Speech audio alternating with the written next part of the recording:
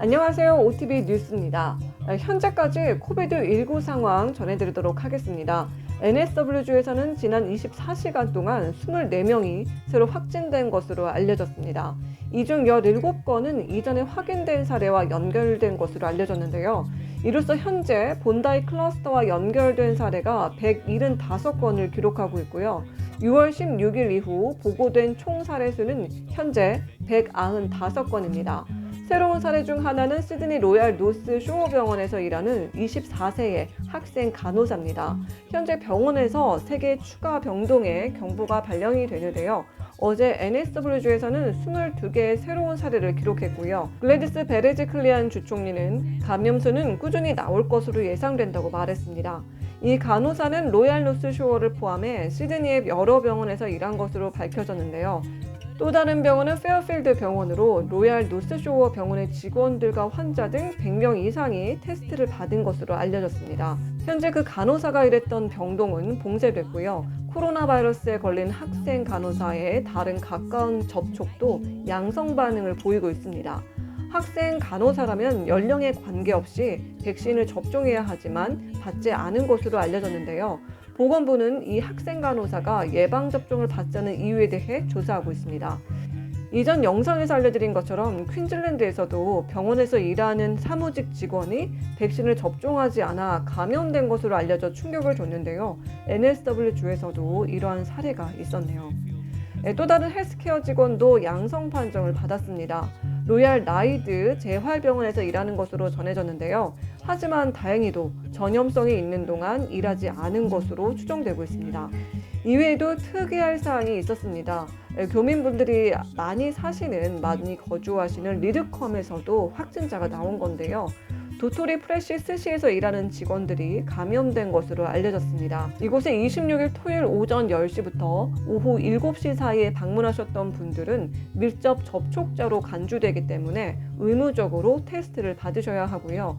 검사 결과에 상관없이 14일간 자가 격리를 하셔야 합니다.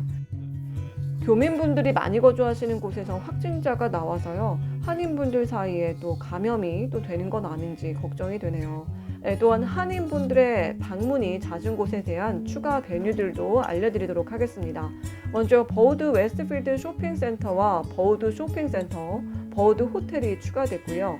어번의 우럴스와 선샤인 프루트를 포함한 어번 센트럴, 노스 스트라스필드의 피트니스 퍼스트 커머셜 빌딩과 첼스우드의 구즈맨와이 고메즈, 뉴잉톤의 우럴스, 파이브덕의 오피스 웍스, 푸트니의 모리슨 파카, 크리켄 네츠와 킬리빌리의 마치나 에스프레소와 젤라티스모, 시드니 시티의 H&M, 제틀랜드의 이스트 빌리지와 콜스, 그리고 매니의 노보텔도 추가됐습니다.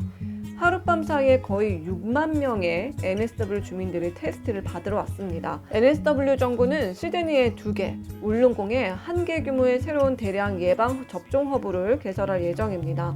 하나는 시드니 남서부의 맥쿼리 필즈에, 또 다른 하나는 CBD에 오픈할 예정입니다. NSW 주총리는 이 센터가 주당 20만 건의 백신을 관리할 수 있을 것이라고 설명했습니다. 한편 골드코스트에서 시드니로 가는 항공편에 탑승한 승객 2명이 양성 반응을 보이고 있는데요.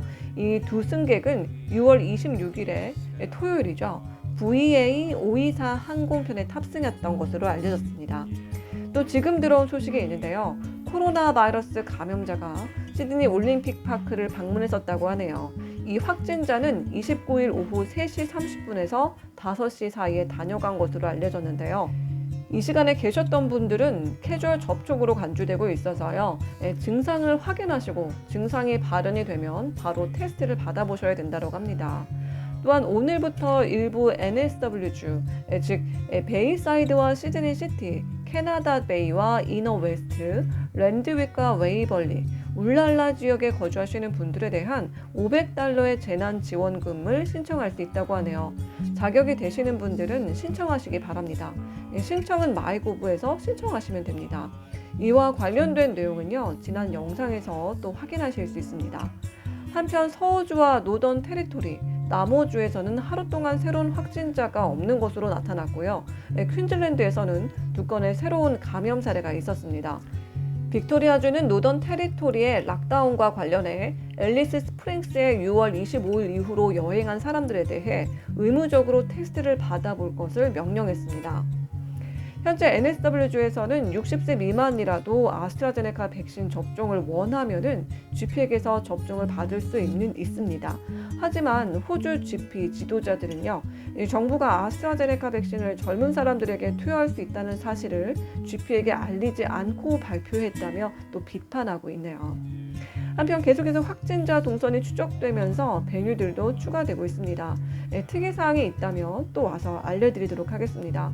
오늘 소식은 여기까지입니다. 시청해주셔서 감사하고요. 저희는 다음 영상에서 또 봬요. See ya!